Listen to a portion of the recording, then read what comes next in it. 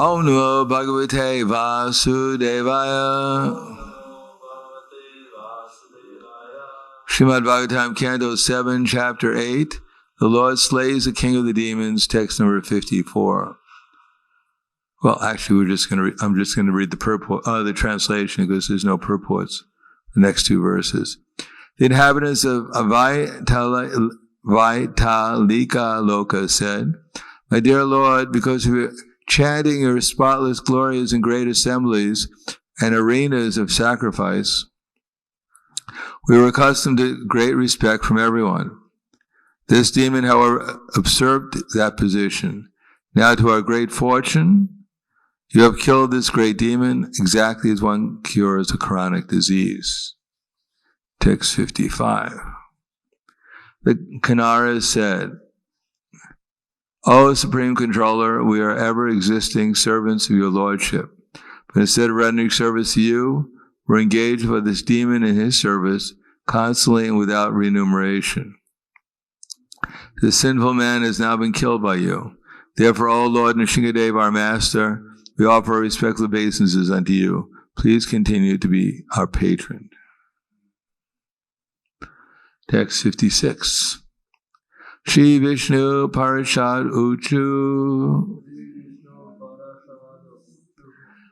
Adyaita Dari Nara Rupa Adbhutam Te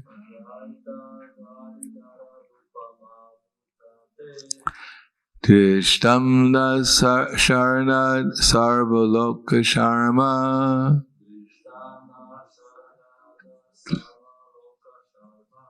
So yam te vidyakara isha vipra shaptas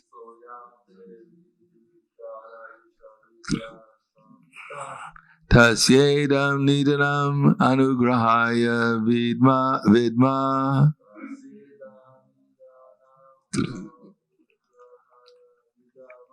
Shri Vishnu Parishaduchu Adyaita Dari Nara Rupa Adbhutam Te Drishtamna Sharanada Sarvaloka Sharma So Yam Te Vidikara Isha Vipra Shaptas Tasyedam Nidanam Anugrahaya Vidmaha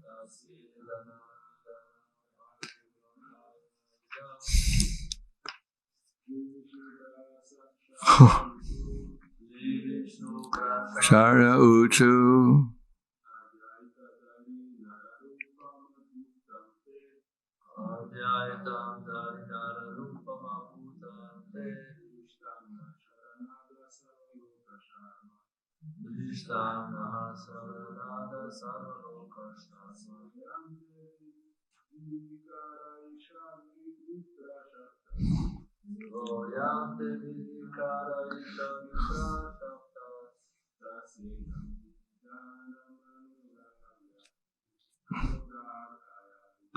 Tasyeda Nidana Manurahaya Vidmaha Tam Shri Vishnu Parashada Uchu Adyaita Dari Nara Rupa Adbhutam Te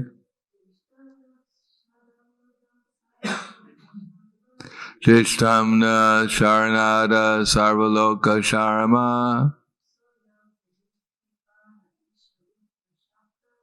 So Yam Te Vikara Isha Vipra Shaptas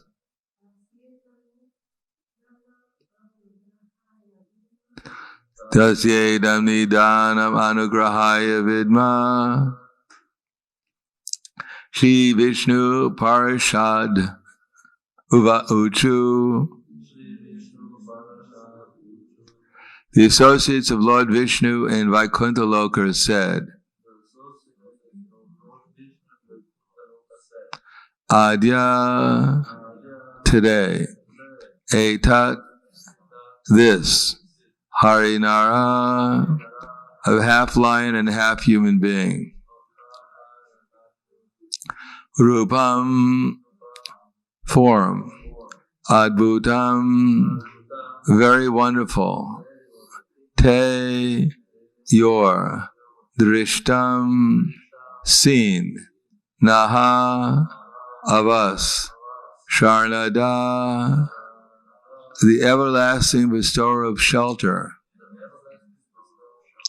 Sarvaloka Sharma, which brings good fortune to all the various planets.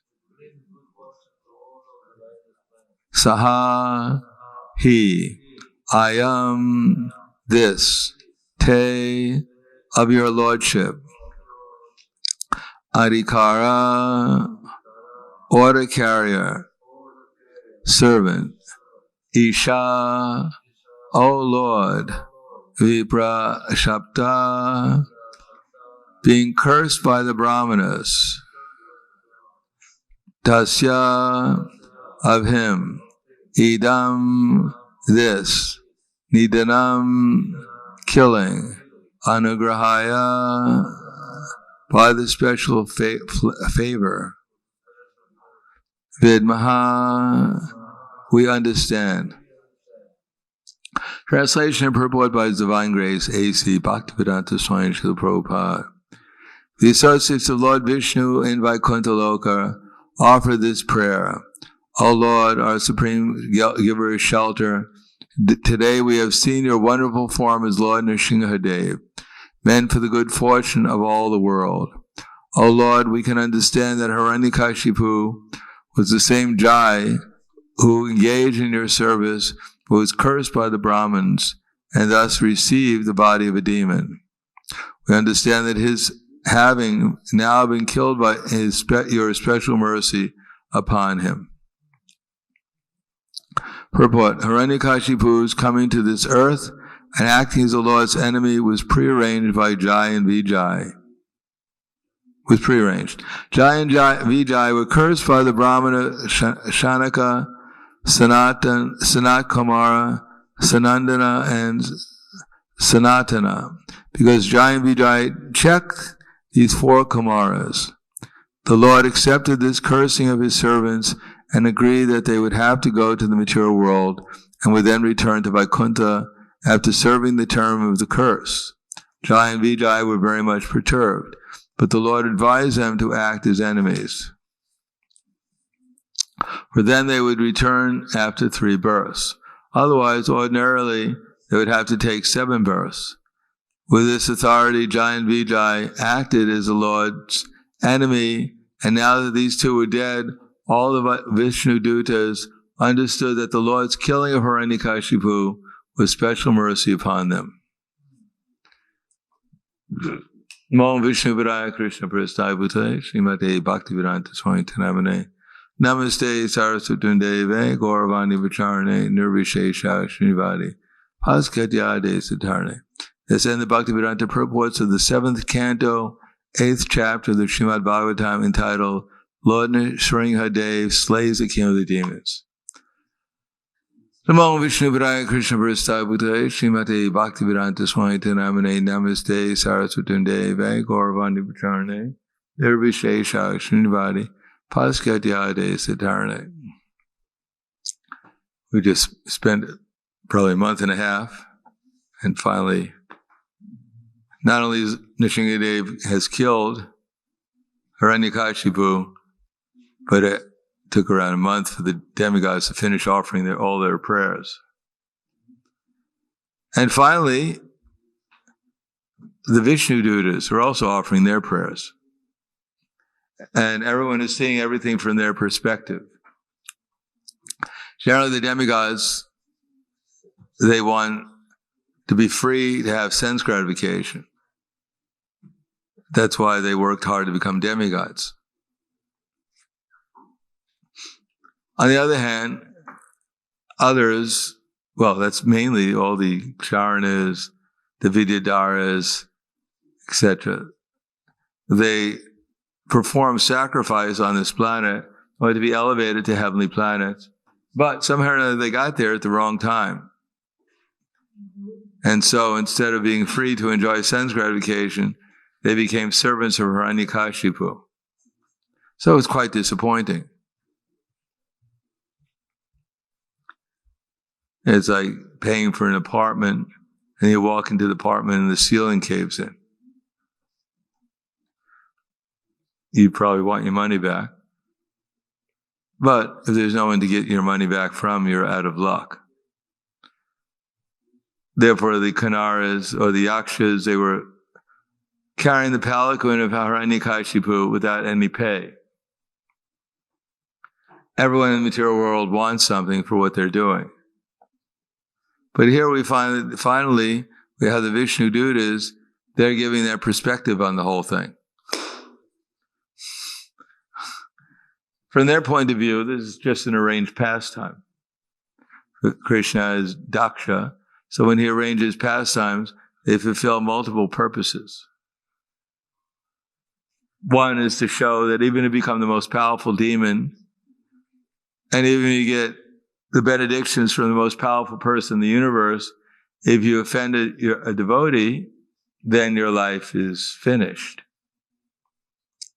Obviously, Hiranyakashipu was a great offender anyhow. He offended all the demigods, but it didn't seem to be affecting him very much.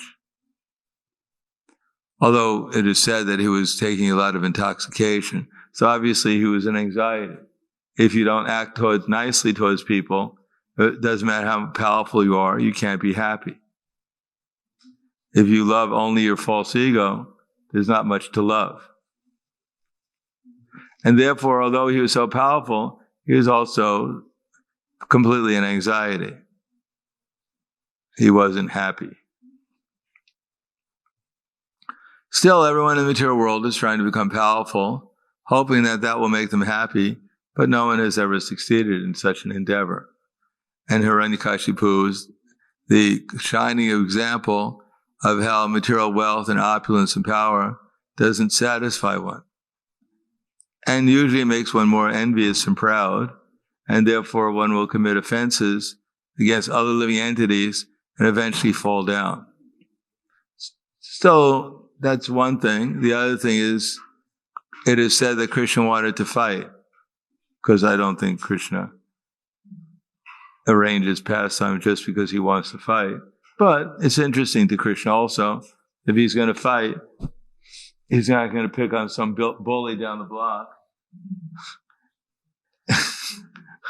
He's going to fight with someone who gives him a little interesting fight. And therefore, no one in this material world, this tiny little material world, is very much interesting for fighting for Krishna, fighting against Krishna.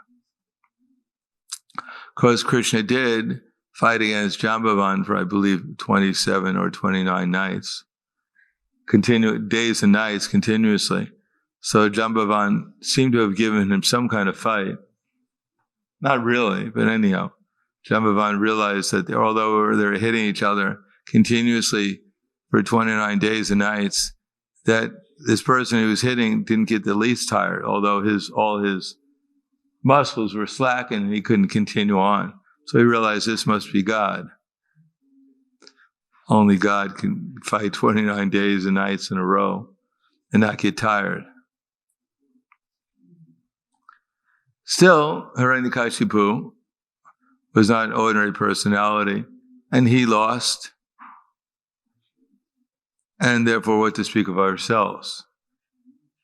We're fighting with the material nature, hoping that we might be victorious, but everyone loses. Although the fight will continue on due to illusion, everyone thinks that they're the victims. Well, actually, they're fighting against material nature, every living entity in this material world, and therefore receiving the reaction for their fight against material nature. Still, Krishna wanted to fight, therefore Jai and Vijay volunteered actually, come down for 3 births. But considering that they're only here for 3 births, it was practically nothing. For us, it's quite important, but for them, it was practically just like blinking their eyes. At 311 trillion, 40 billion years, as just an exhalation of Mahavishnu. They're coming from Vaikuntha. So who's to say what the time is in Vaikuntha? How much insignificant just a few thousand years on this planet or in this universe would be. It's practically nothing. They probably sneezed and they were back again. In any case, during that time, there were some interesting pastimes that went on for the sake of the enlightenment of the conditioned souls. And therefore, from the point of view of Vaikuntha, this was all Krishna's arrangement. And Jai and Vijay weren't forced to come, they were volunteers. Simply to please Krishna. And indeed, Krishna was pleased, and therefore very quickly they came back to the spiritual world. I guess we can just read the chapter 9. Prahlad is going to pacify the Lord with prayers. So it's a pretty long chapter too. The Lord is pretty angry, so it's going to take Prahlad a while to pacify him. It's as long as this chapter. Took him a month and a half to kill him. It's going to take him a month and a half to pacify him.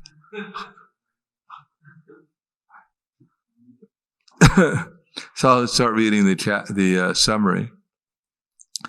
As related in this chapter, Prahlad Maharaj, following the order of Lord Brahma, pacified the Lord when the Lord was extremely angry after having killed Hiranyakashipu. So these are very important prayers in this chapter. Prabhupada recited them often.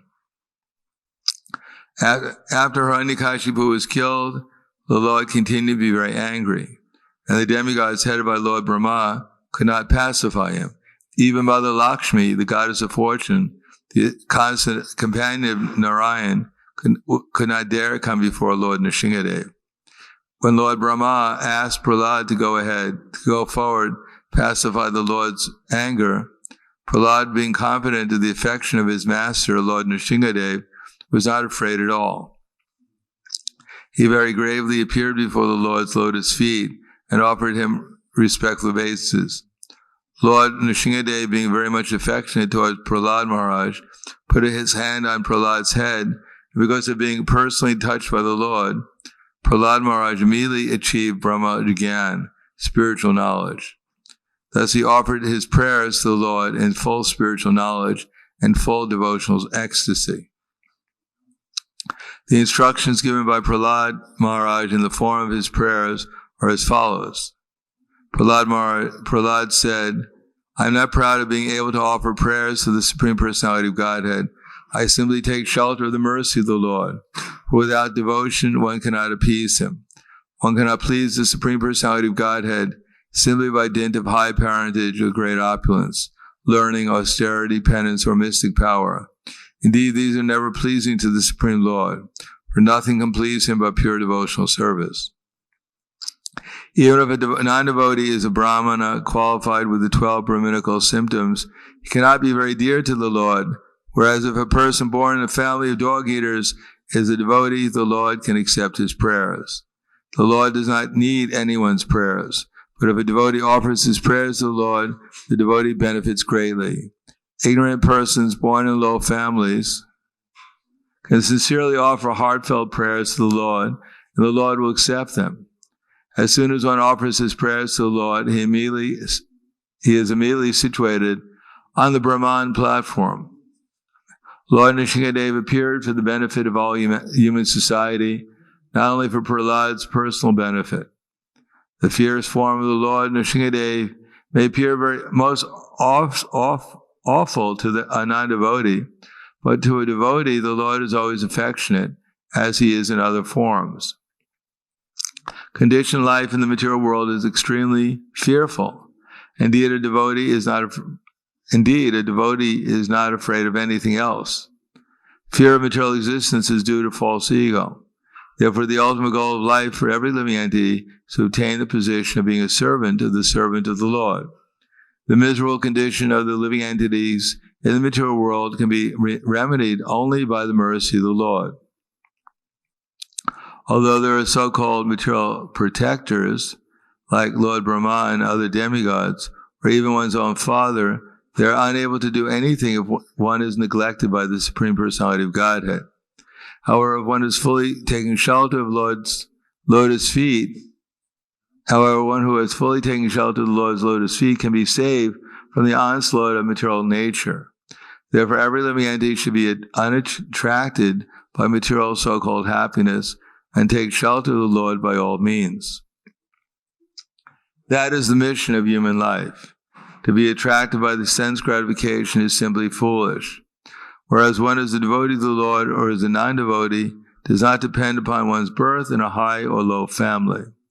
Even Lord Brahma and the goddess of fortune cannot achieve the full favor of the Lord, whereas a devotee can very easily obtain such devotional service. The Lord's mercy is bestowed equally upon everyone, regardless of whether one is in a high or low. Because Prahlad Maharaj was blessed by Narada Muni, Prahlad became a great devotee. The Lord always saves the devotee from impersonalists and voidists. The Lord is present in everyone's heart as a super soul to give the living entity protection and all benefits. Thus the Lord acts sometimes as a killer and sometimes as a protector. One should not accuse the Lord for any discrepancies, for his plan that we see the varieties of life within this material world. All of them are ultimately his mercy. Although the entire cosmic manifestation is non-different, the material world is nonetheless different from the spiritual world. Only by the mercy of the Supreme Lord can one understand how the wonderful material nature works. For example, although Lord Brahma appeared from the lotus seed that had grown from the abdomen of Garbhodakashaya Vishnu, he could not understand what to do after his appearance. He was attached by two demons, Madhu and Kaitava, who took away Vedic knowledge. The Lord killed them and entrusted to Brahma the Vedic knowledge. Thus the Lord appears in every millennium in the society of demigods, human beings, animals, saints, and aquatics. All such incarnations are meant to protect the devotees and kill the demons. But this killing and protecting does not reflect any sense of partiality on the part of the Lord. The conditioned soul is always attracted by the external energy.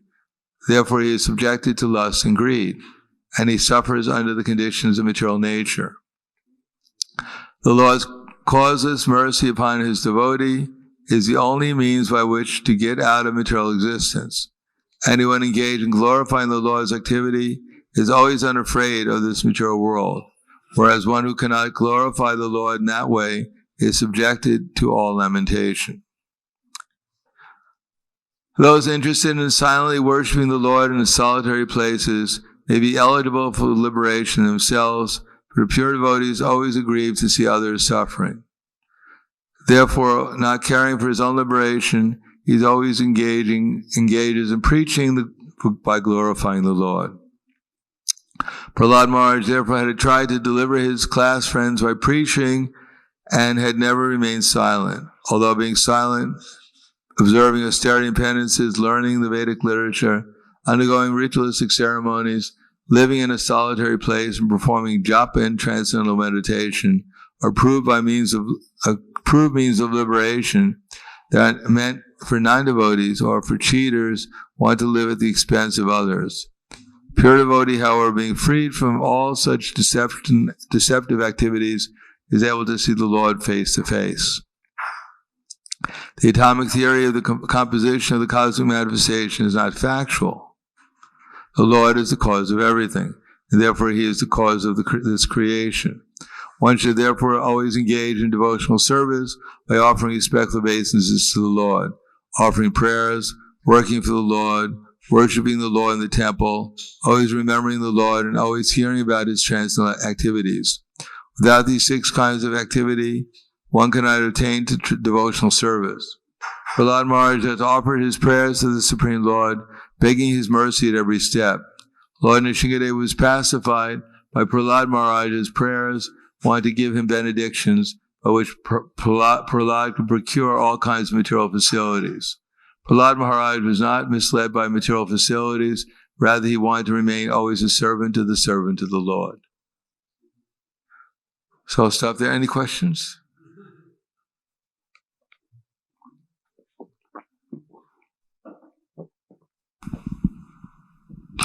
Okay. Thank you very much. Grantaraj Srimad Bhagavatam Ki Jai.